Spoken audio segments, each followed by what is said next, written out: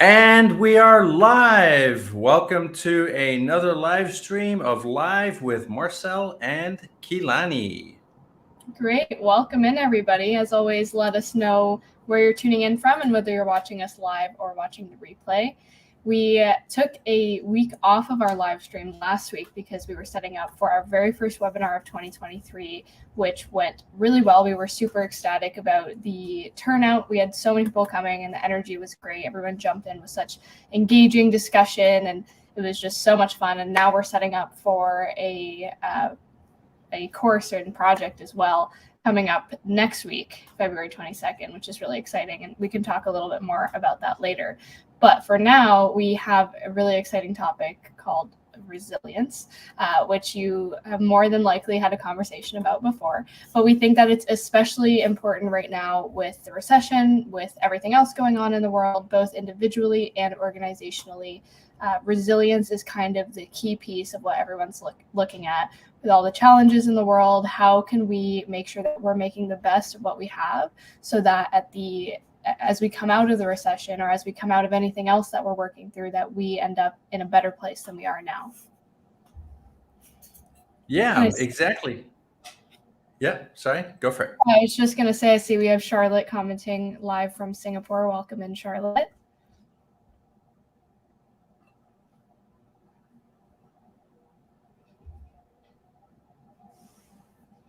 Yeah, it's always great to have people coming on, and especially, of course, with today's topic on resilience, right? If you have any questions or anything that you want to kind of bring to the conversation, always feel free to chime in. It's never a problem. This is not about us loving to hear ourselves speak, but more about kind of sharing things that are relevant for you, right? Yeah.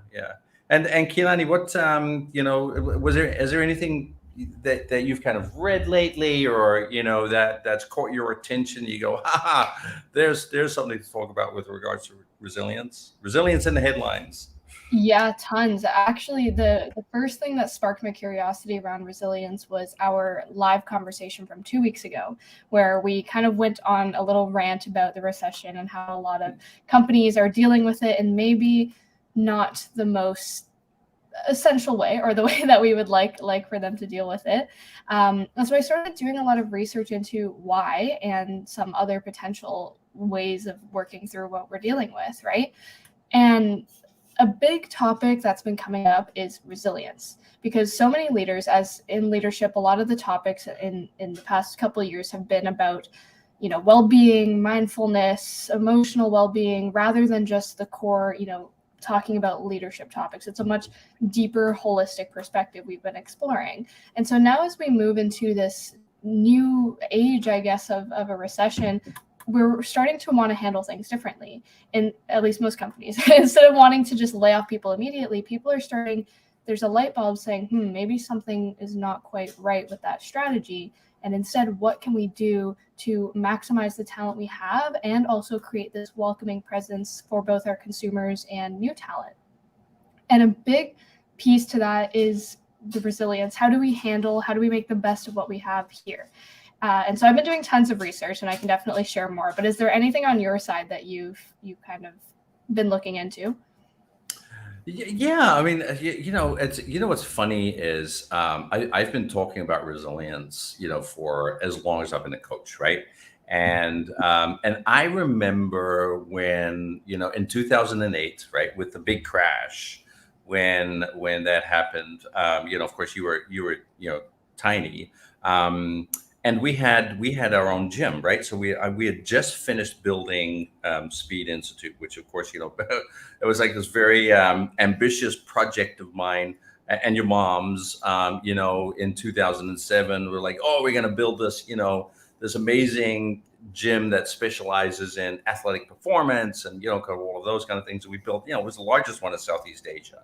It was a big ambitious project. Little did we know, of course, that within a year or so we were going to get hit by this recession, and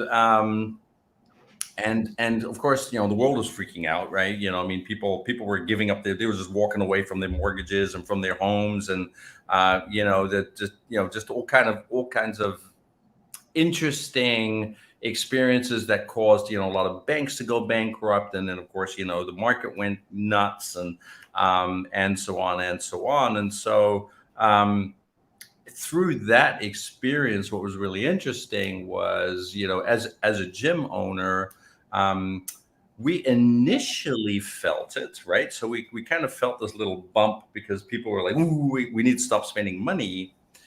But interestingly, tons of people got laid off, in Singapore, and then because of that, they had more time to go to the gym. So in a way, it was kind of like, yes, there was one person's misfortune ended up becoming another person's fortune, right? And so through that, we ended up actually having a really good kind of startup, right, for our gym that really kind of gave us a lot of momentum, which was great to start off with.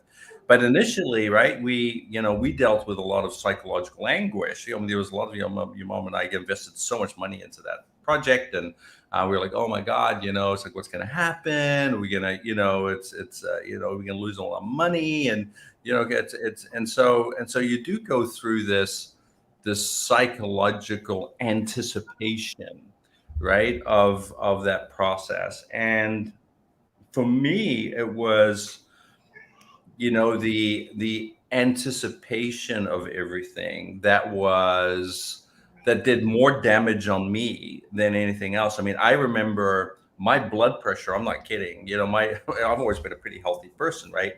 My blood pressure shot up to 180 over 110, which is like, borderline heart attack, right?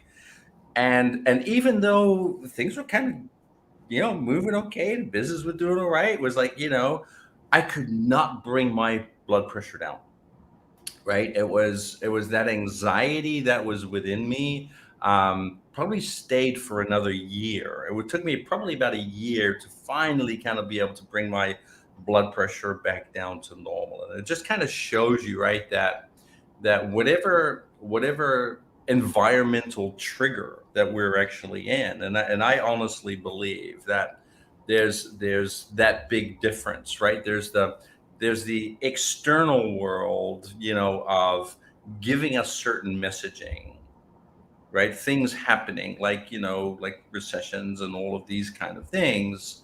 But then there's that internal world, right, of how we respond to that, internally, the fight or flight response we get from it, kind of all of those kind of things. And I think what most people are feeling is not so much the recession. And to Charlotte's point, right? So Charlotte made a comment. I put it up, and thank you, Charlotte, for commenting. But she said, isn't recession man-made? And so the answer to that really is yes and no, right? It's, if anything, there's a two-part story here. There is a an environmental factor, that whether it's, certain, like we're losing capital, or markets are going down, or whatever. But then there's the emotional response that we have to that, where we might label a recession as being something bad, right? And then when we label recession as being something bad, then that causes that whole physiological fight or flight response, all of those kind of things. And so there's a trigger that creates an emotional response. So in that sense, Charlotte, you're spot on, is that there is definitely a strong emotional component to how we actually manage these things. While at the same time, there are plenty of people out there in the world who hear the word recession and then hear, kind of have an emotion of opportunity, right? Who kind of get excited and kind of say, "Oh, that means I get to, disrupt the market, or I can get to, do my job differently, or maybe, look for other opportunities, or so it really depends on what we make of it, that really drives a lot of that. And I think that is the importance of resilience, right? Resilience is that awareness of knowing that there is a trigger within you that that triggers an emotional response, which then becomes a physiological response, which then dictates how we think about the situation that we're in, the decisions that we're going to make.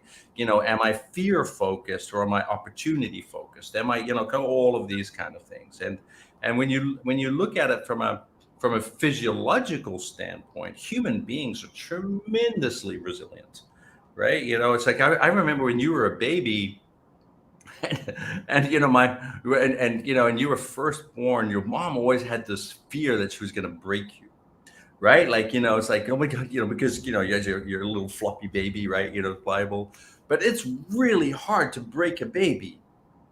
I did not, never that I tried, but if you just handle a baby, right, just kind of like normally, like, even if they slip out of your hands or you catch them, and kind of all that, every parent has gone through these things, like while you're giving them a bath, I and hope you've never. I hope you've never come that close to dropping me. but it's like there've been, no, but for example, right, it's how we throw babies in the air and they laugh and they're giggling and all of that kind of stuff. There have been times where I kind of threw you a little too hard and you hit the ceiling, and parents do those things, right? And but we learn over time that it's actually really, really hard to break a human being. And I think many of us um, aren't aware, right, that of how much we can actually endure.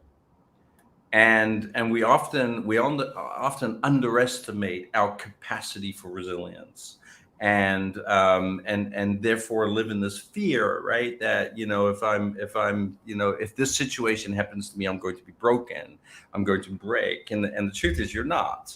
You're virtually indestructible, honestly, right? Unless you end up in a car crash, or an airplane crash, or something that you can't survive from. But other than that, there's just regular day-to-day life stuff.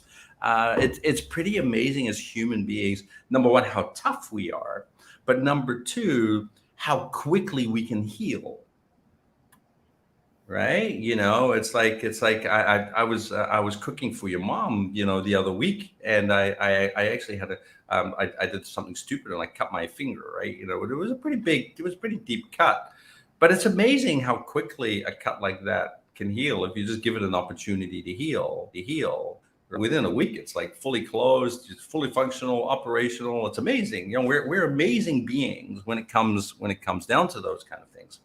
And very often when we're in those environmental trigger moments, we have a tendency to forget how strong and powerful and pretty much indestructible we really are, right? And I think that is one of the major kind of major moments, right? When we're dealing with resilience, when we're dealing with managing stress, right? Managing the emotional impact of a situation that we're in. Whenever I'm doing work with teams, and and executives in corporations, and they're dealing with all of these type of challenges, and they want me to do work on resilience, that always ends up being the conversation, right? Am I going to be okay? And of course, the short answer to that is, of course, you're going to be okay. But you're only going to be okay if you want to be okay, right? It's like being okay isn't rocket science. It's just a matter of getting up every single day and doing something about it, right? And I think that is that defining key of resilience, that is just the trust, right, that we are such incredible beings. And there's pretty much nothing that a stock market can throw at us, or a job can throw at us, really, that can break us, unless we choose to let it, right? Then it's a different story. And we have, and having that awareness, having that, knowing that you have that power of being able to stand above anything, is kind of one of the key defining attributes. And And I actually, I wrote my first book in 2014, which was shortly after the crash.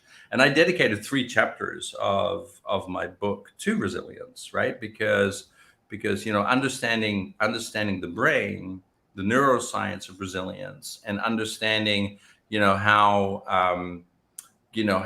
how our thought processes work and our emotional centers and all of these kind of things, and how that contributes to whether or not we're actually going to kind of let's say whether we're going to break or whether we're going to be made, right, from that resilience perspective, is really determined on the strength and the connections of our nervous system.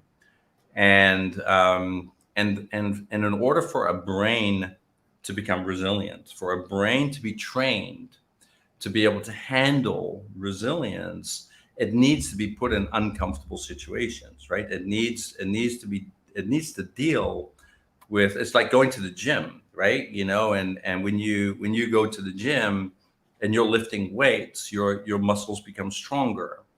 But while you're lifting those weights, it feels a little uncomfortable. You got to burn in your muscles and all of that kind of stuff. And the same thing happens with neurons in the brain. And so we need certain micro doses of discomfort in our brains in order for our brains to rewire themselves so that we can really function. Right?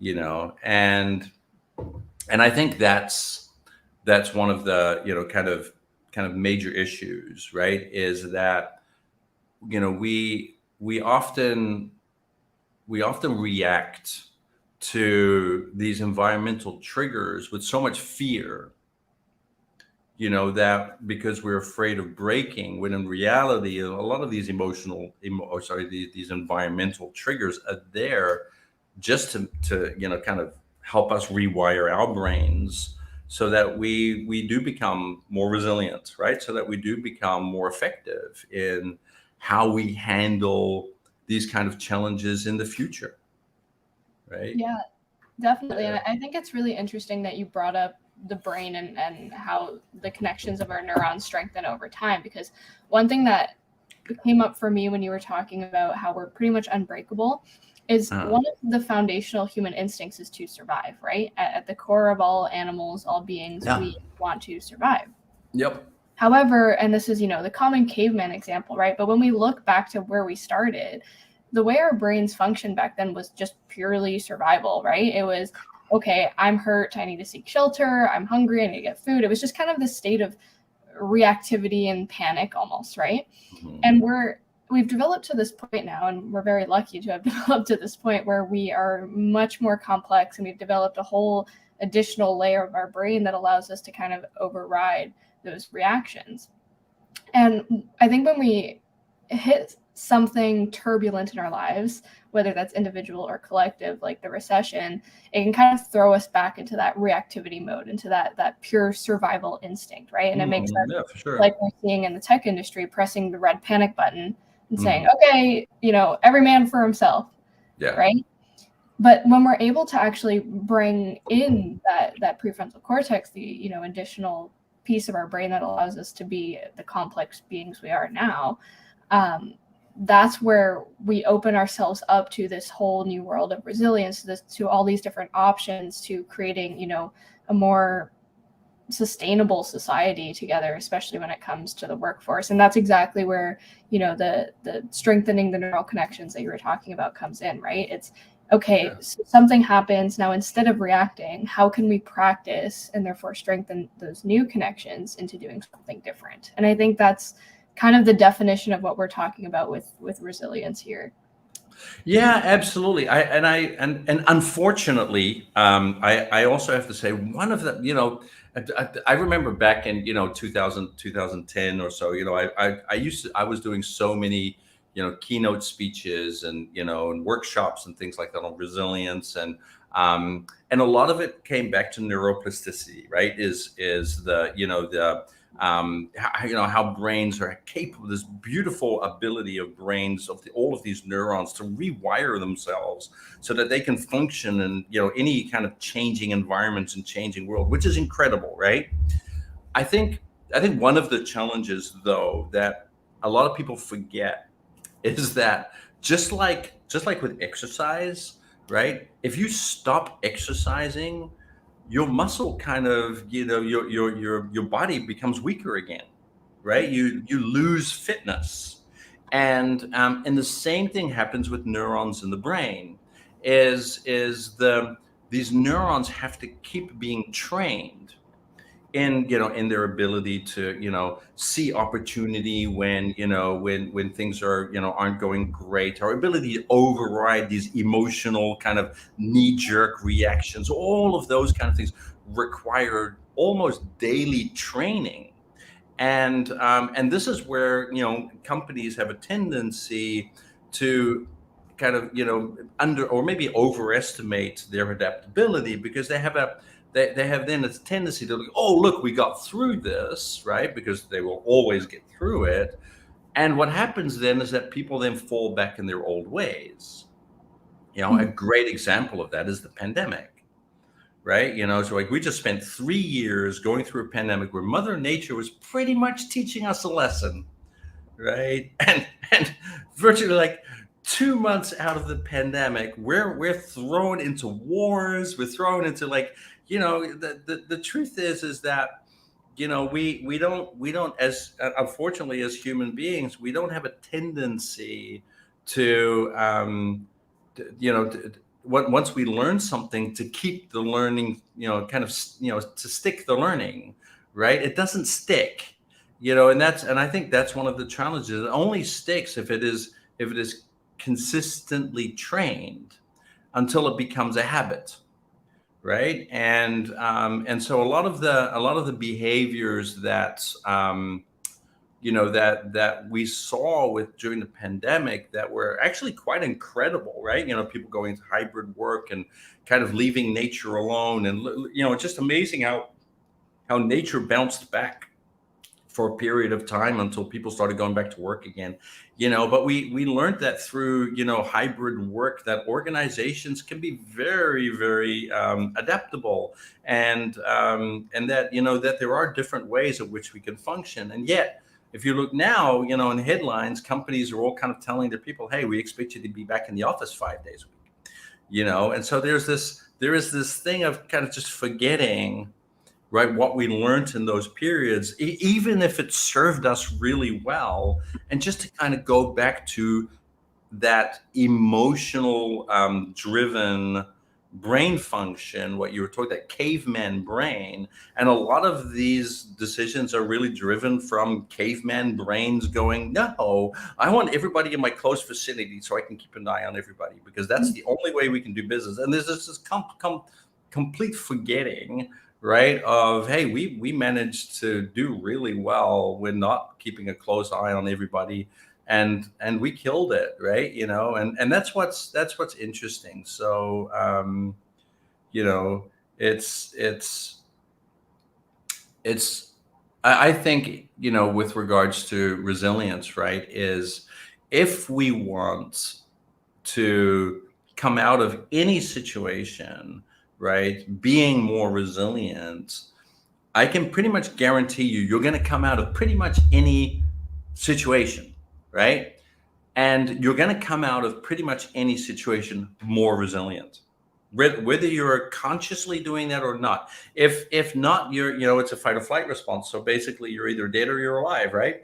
And if you come out of it on the other side, you have already changed. Your brain has wired itself, has figured it out how to do it. But then, if you don't keep nurturing it, it's going to fall back to baseline levels.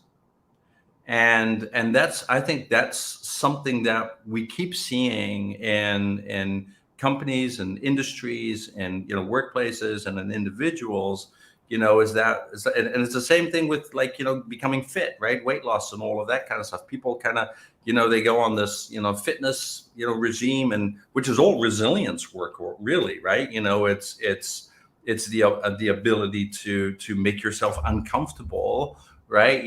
So you make yourself uncomfortable by saying no to certain foods that you love, and you make yourself uncomfortable by getting yourself getting your butt into the gym every single day, and sweating away and doing maybe even doing things you don't like to do so much, right? But when you're making yourself do all of these things, you're building resilience. You're making your tissues and your neurons stronger.